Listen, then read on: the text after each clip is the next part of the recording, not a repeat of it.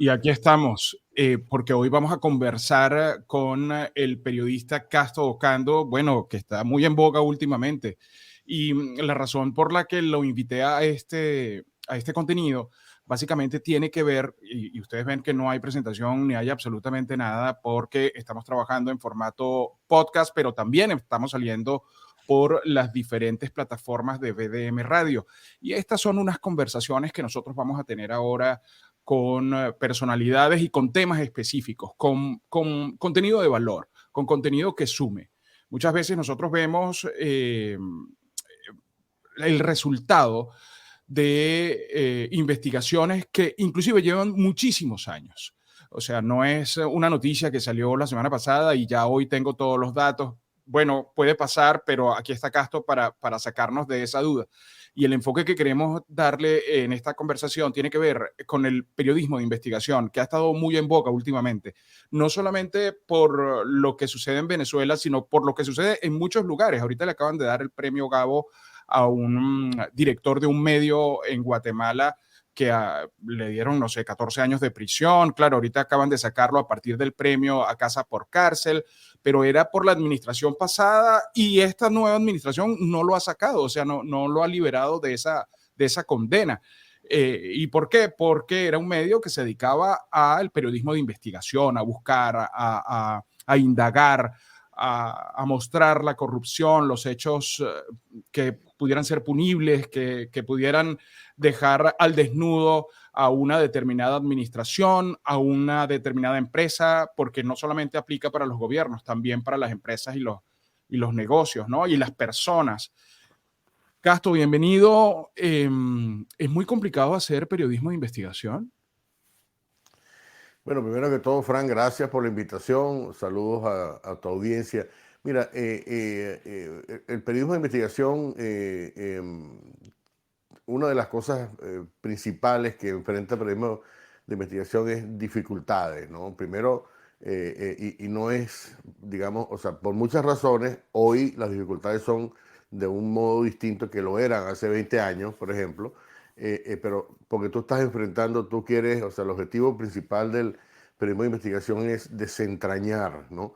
Tener acceso o destapar, descubrir, poner al descubierto operaciones o actividades que merecen escrutinio, sobre todo la actividad en primer lugar de los funcionarios públicos, de los presidentes, de los ministros, de las personas que están en el Congreso, de todos los países, ¿no?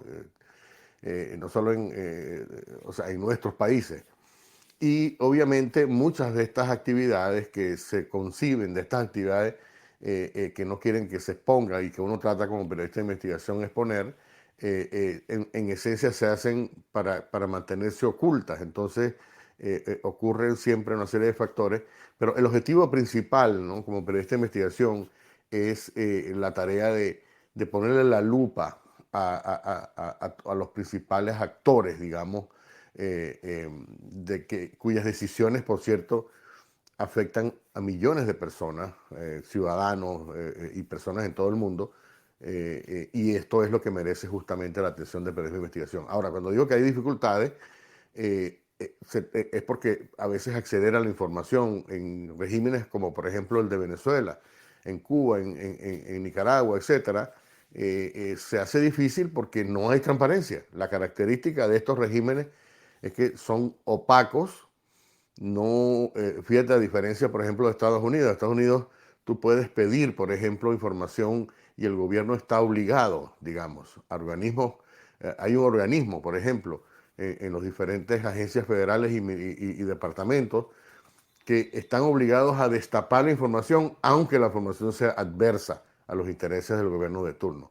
Eso ocurre aquí, pero en otros países, en nuestros países de América Latina, no ocurre eso, al contrario, te ocultan la información y entonces siempre hay maneras indirectas, maneras de infiltrar, ¿no? Y obviamente esto es un trabajo que requiere una serie de, digamos, de habilidades, eh, o sea, de gajes del oficio, por decirlo así. Y Justamente, la, Exactamente. Te iba a Sí. decir, perdóname que te interrumpa, pero mi siguiente pregunta era cómo se desarrollaba ese olfato, porque es como un olfato, porque hay millones de informaciones, sobre todo en los países que tú acabas de citar ahora, hay millones de informaciones, pero ustedes tienen esa facultad de decir, esta, esta es, ¿cómo se desarrolla ese olfato, Castro?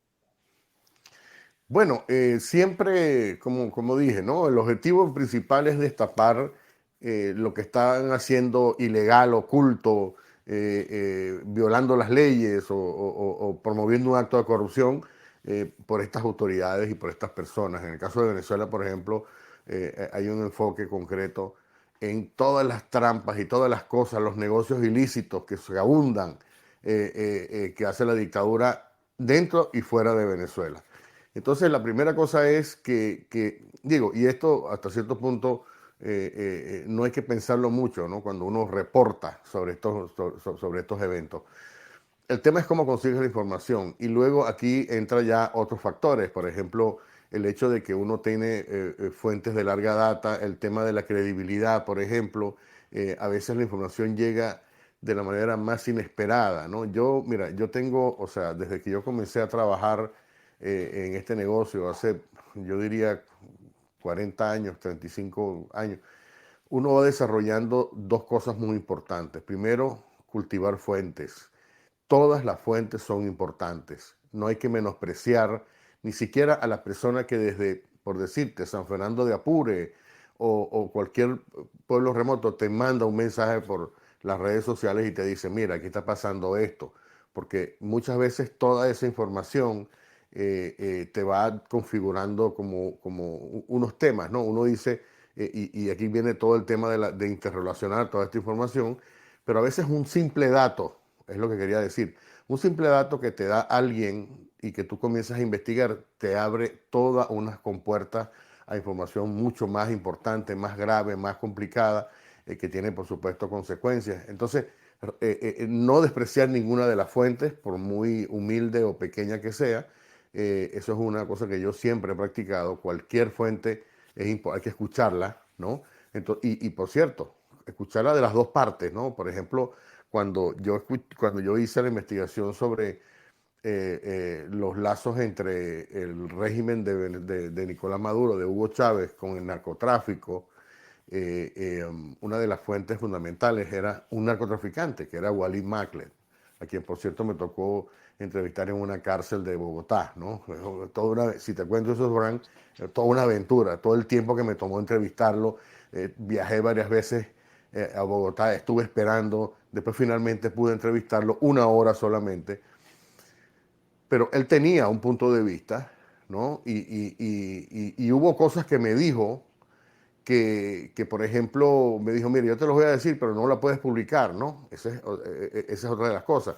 Entonces tú vas trabajando con la fuente y esta persona me reveló una cantidad de información extraordinaria, ¿no? Pero obviamente tú no le puedes creerlo todo, pero tú tienes que tomar en cuenta todos los aspectos que se está diciendo. Entonces uno va confirmando estos detalles con otras fuentes, ¿no? Este es ya el proceso de confirmación de la noticia, ya es el proceso de ponerse a trabajar en la historia y toda esta información que tú vas recopilando, hay que contrastarla por un lado, pero siempre tienes un punto de vista. Es decir, este narcotraficante me ayudó a descubrir la verdad, es lo que quiero decir, ¿no? O Sí, sea, a veces los mismos criminales te ayudan, ¿no? Porque están de capa caída, porque cayeron en desgracia, ¿no? Entonces hay gente, por ejemplo, que estaba en el poder, arriba, ¿no? De repente cae por cualquier razón y de repente se convierten en tremendos informantes, ¿no? Comienzan a darte información y entonces a veces uno enfrenta el dilema de, bueno, porque no es solamente creerle o no creerle,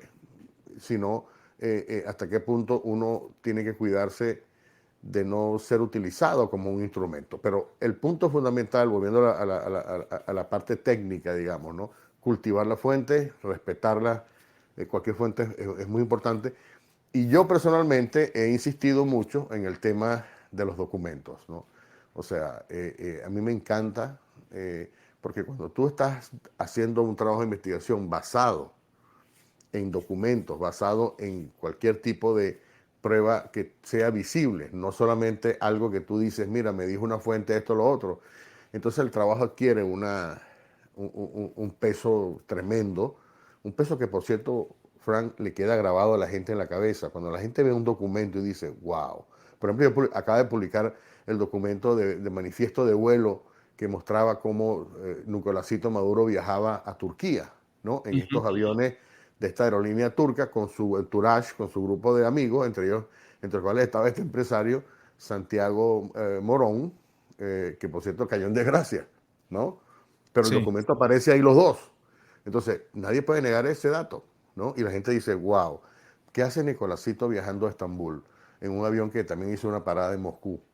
Haciendo esto dentro de una operación de cash, es parte de una flotilla. O sea, entonces comienzas tú a armar una historia y entonces tú tienes, como te digo, cultivar la fuente, luego verificar con documentos y luego viene la otra parte muy importante, que es que después que tienes toda esa información, entonces viene la parte muy, muy importante que es el storytelling, el contar el cuento, echar el cuento, ¿no? La Porque narrativa.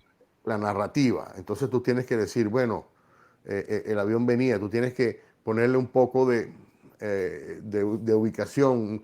Yo no diría de literatura en el sentido de que esto no es ficción, ¿no? Hay Claro. que distinguirlo, pero tú tienes que ponerlo de una manera que la gente lo entienda como una película, ¿no? Y eso es muy importante porque a veces uno recibe documentos muy difíciles de interpretar, con puros números, ¿no? Por ejemplo, he recibido una serie de contratos que se ganó el empresario amigo, muy amigo del fallecido futbolista argentino Maradona, al cual Maduro le dio beneficios para que le pagaran a él una comisión a Maradona. Entonces todos son contratos, son números, entonces tú tienes que verificar y tú tienes que decir, bueno, ¿qué quiere decir eso? Pero ¿cómo tú solo cuentas, no? Tú no puedes presentar un cuadro con números y con cifras. Claro. Tú tienes que contar una historia, que es lo que implica, y bueno, eso también es un reto importante. Castro, el periodismo de investigación es el arte de la paciencia. Yo siento que el periodista que se dedica a la investigación es el maestro de la paciencia, porque tiene que esperar el momento, porque a lo mejor tiene el juego armado, pero le faltan piezas y entonces no lo puede lanzar. Tiene que esperar, a diferencia de otros periodistas que, bueno, se manejan más con redes sociales, la noticia de última hora, tratar de agarrar el video de acá y colocarlo acá para seguir seguidores, pero para conseguir seguidores. Pero el periodista de investigación a lo mejor comienza con algo ahora y dentro de 2 años es que tiene todo armado y lo puede lanzar, ¿no? Se requiere mucha paciencia en todo esto, pero da mucho más prestigio. Bueno, lo que pasa es que cuando tú desarrollas una investigación que sabes que le faltan elementos, que quieres tener más, que quieres hablar con más gente, que quieres complementar, te parece que no tiene mucho sentido publicar algo a mitad de camino. Entonces, yo tengo muchísimo material guardado que todavía no ha llegado el momento de sacarlo, ¿no? Pero hay circunstancias en las cuales se produce digamos, un evento, ¿no? Por ejemplo, en el caso de Samar López, se produce una revelación, se produce, como en el caso de Tarek El Aissami y Samar López, se produce la caída, entonces uno comienza a decir, bueno, tengo muchas cosas que decir sobre este tipo. Ahí se nos Eh, puede. Ahí Quizá estamos. estaba esperando, perdón, para hacer para hacer una historia mucho más larga, pero también las circunstancias te van obligando, uno tiene que también reaccionar, ¿no? Porque en el fondo, Frank, y esto es muy importante, el periodismo de investigación es una tarea de servicio. O sea, uno como periodista, uno es un servidor. Entonces, uno está sirviendo a la gente que lee, que los lectores, a los venezolanos, a los que están preocupados de lo que está pasando. Esa es la gente para la cual yo escribo. Entonces, uno escribe para mantener informado, para darle información, para darle datos, para que ellos entiendan todas las implicaciones que esto tiene, hasta donde uno pueda, por supuesto, y bien documentado. Pero en el fondo es una tarea en la cual, entonces, cuando se presentan situaciones, coyunturas en las cuales es importante, digamos, ofrecer la información que tienes guardada para un objetivo, pero de repente eso también ocurre, ¿no? Que tú te ves obligado a sacar lo que tienes porque las circunstancias lo piden.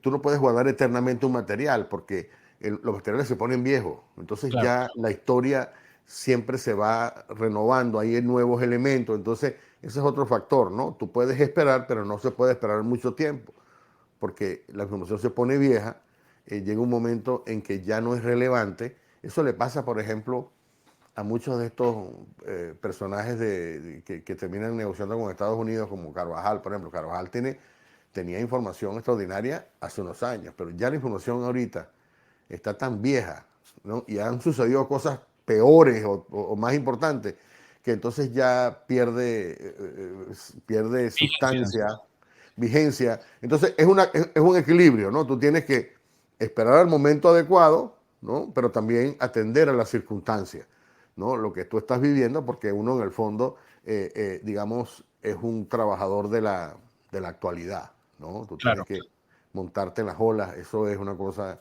esencial para este trabajo. Otro riesgo que le veo al periodista, al periodismo y al periodista de investigación es la reputación, porque inmediatamente las personas a las que tú te refieres o su entorno más próximo empiezan a descalificarte. Entiendo que hace poco no te bajaban a ti de mercenario, por ejemplo. Entonces, eso, ¿cómo lo manejas? ¿Cómo te acuestas cada noche pensando, me llamaron mercenario? O como dice Felipe González anoche en una entrevista que lo estaba viendo, eso es una condecoración que me acaban de dar y la llevo con mucho orgullo. Bueno, la verdad es que eso o sea, me molesta tan poco. No, no, no. Mira, la primera vez que me llamaron mercenario fue en el año 2004. Chávez en un programa, yo había publicado en el Miami Herald una historia de cómo, una historia de todas estas análisis. Había un tipo de la CIA que me había dado una entrevista y entonces él estaba hablando de todo lo que significaba los peligros de Chávez, ¿no? Y la nota salió en primera página del Miami Herald un domingo. Entonces, en el mismo domingo de los presidentes, Chávez agarró el artículo y dijo, mira, este tipo acá tocando, 2004, ¿no? Hace 20 años. Sí, Este tipo se ve que está trabajando para la CIA, tú sabes, es un propagandista, no sé qué. Comenzó a insultar y comenzó, por cierto, a descalificar al tipo de la CIA, que era Constantín Méndez, que ya se murió, pero que era un tipo extraordinariamente conocedor de lo que estaba pasando en Venezuela y en América Latina. Y entonces comenzó a darle duro a él, pero a mí también me dio, ¿no? Estamos hablando de hace 20 años. Entonces, que venga Diosdado a decir que yo soy mercenario, o sea, eso ya es otra, o sea, además tú sabes, la gente sabe, ¿no? La gente sabe que el poco prestigio y las pocas credibilidad que tienen las acusaciones que hace el régimen. Y otra vez, ¿no? El tema es, una cosa que te puedan insultar, ¿no? Uno es objeto constante, yo, por ejemplo, de la maquinaria de insultadores profesionales que hay, los bots, o como quiera que los llame, que por cierto no sé si viste, pero la compañía TikTok acaba de eliminar cientos de cuentas operativas que estaban siendo utilizadas por gente dentro de Venezuela para decir mentiras o para tratar de apuntalar el régimen. Las eliminaron por completo, porque eso es un ejército que existe y es parte de la estrategia de ellos de atacar, ¿no? Es el tema ideológico, pero los ataques siempre se desvanecen cuando ellos no pueden contrarrestar la información, que ese es el problema de la cosa opaca, ¿no? Cuando tú no, no abres no abres nada, o sea, no explicas los viajes que hace, no explicas el presupuesto. Por ejemplo, ahorita no sabemos de dónde sale el presupuesto de Venezuela, ni siquiera cuánto es, cuánto se está gastando en educación, cuánto se está gastando y de dónde viene, cuánto se vende en petróleo, por ejemplo. No hay la referencia de las reservas en oro. O sea, hay un montón de información que en un país serio y normal debería existir, como existía antes en Venezuela, ¿verdad? Pero esto no existe. No existe ya hasta la medición de los índices inflacionarios también se acabó. Es decir, y por supuesto, todos estos viajes, como he dicho, ¿no? Esto de Nicolásito, los viajes para La Habana constantemente. Antes, para que un presidente saliera del país, había que autorizarlo en la Asamblea Nacional, en el Congreso en ese momento. Ahorita Maduro entra y sale para donde le da la gana y no le dice a nadie no, dónde va a ser, qué va a ser, qué interés está reflejando. Los militares hacen también otro tanto, sale el padrino y de repente uno se entera al día siguiente que está en Moscú o está en Nicaragua o de repente sale Delsi para Estambul. Entonces, todo es una cosa absolutamente sin rendirle cuentas a nadie. sí. Entonces, cuando uno como periodista dice, bueno, pero ¿cómo es esto? ¿No? O sea, ¿qué hay detrás de esto? Hay que investigar. Y siempre, Frank, siempre hay gente que está disgustada también, que está adentro, ¿no? Siempre hay gente que filtra información, siempre hay gente que transmite, pasa por correo o por cualquier sistema, o te los manda impresos, contratos chimbos, raros, con sobreprecio, ¿no? Y entonces tú ahí comienzas a investigar y eso siempre ocurre. Pues siempre hay alguien descontento, que eso también, por cierto, es una de las fuentes más interesantes en esta tarea que nosotros hacemos. Claro, nos quedan 3 minutos. Siento que me queda el tiempo corto porque siempre hablar contigo es muy interesante. Son dos cosas. Una, no te da temor andar por ahí, no te da temor a alguna represalia de esas que hemos visto en cualquier lugar del mundo contra periodistas y contra desertores y contra gente. Y dos, danos tus redes sociales. Sé que tu cuenta de YouTube está muy activa, tu cuenta de TikTok está muy activa, o sea, están pasando muchas cosas. Nos quedan 3 minutos para echar ese cuento. Ok, mira, obviamente uno trata de tener un mínimo de seguridad, por ejemplo, el tema de las rutinas, ¿no? Yo no paso por la misma calle todos los días a la misma hora, ese tipo de cosas, ¿no? Uno tiene un mínimo de seguridad, pero afortunadamente en Estados Unidos por supuesto que he recibido amenazas, he recibido llamadas telefónicas, por ejemplo, cuando publiqué una vez una historia sobre las cuentas secretas de los diputados socialistas en Chile, por ejemplo, ¿no? Yo saqué la lista de los bancos, donde tenían, cuántos millones tenía cada uno de estos diputados hipócritas del socialismo chileno, incluyendo Bachelet, por cierto. Entonces recibí la llamada de un tipo diciéndome que me cuidara porque te voy a matar, no sé qué cosa, ¿no? Obviamente uno siempre transmite esa información a los organismos federales en Estados Unidos, el FBI, por ejemplo, y hay un tipo de actividad siempre, ¿no? Que uno dice, oye, uno toma unas medidas mínimas para eso. Pero esto es parte del riesgo, Frank, esto es parte del riesgo. Lo otro es que, bueno, las redes sociales, mi canal de YouTube es Cas Tocando News, tanto en YouTube como en TikTok y en Instagram. Y luego Cocando en Twitter. Y esos son básicamente las redes. A mí no me gusta hacer, digamos, a mí me gusta que los contenidos se promuevan a sí mismos, ¿no? Pero les Claro. recomiendo que me sigan porque van a venir cosas, revelaciones extraordinarias. Muy Seguro. interesante.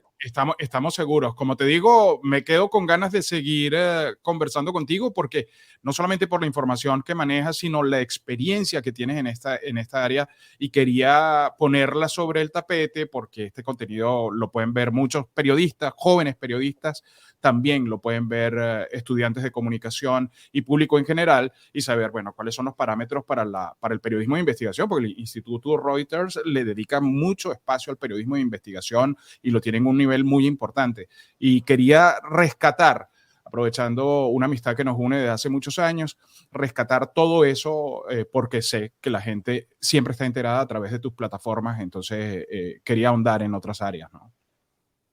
Frank, muchas gracias otra vez. Y bueno, sí, un tema para que lo tengas en cuenta, el tema de cómo ahora en este tema de redes sociales, tú por ejemplo cuando presentaste esto, no dijiste que era una entrevista, no dijiste que era sino que dijiste que era un contenido. Esa es una de las Sí, cosas que está cambiando y que también tiene un impacto en el periodismo de investigación, pero es fascinante porque se abre mucho más, ¿no? Yo creo que esto ha sido positivo con la parte negativa de que, digamos, la viabilidad financiera, y eso es otro tema también, pero yo creo que estamos en tiempos cambiantes y una de las cosas que hace el periodista de investigación es adaptarse a las realidades cambiantes. totalmente. Gracias, Castro. Y hasta una próxima oportunidad que espero que sea Un pronto fuerte abrazo. para tocar otros puntos y navegarlos, Seguro. que creo que ayudamos a la audiencia a entender un poco más todo lo que sucede. Gracias. Seguro.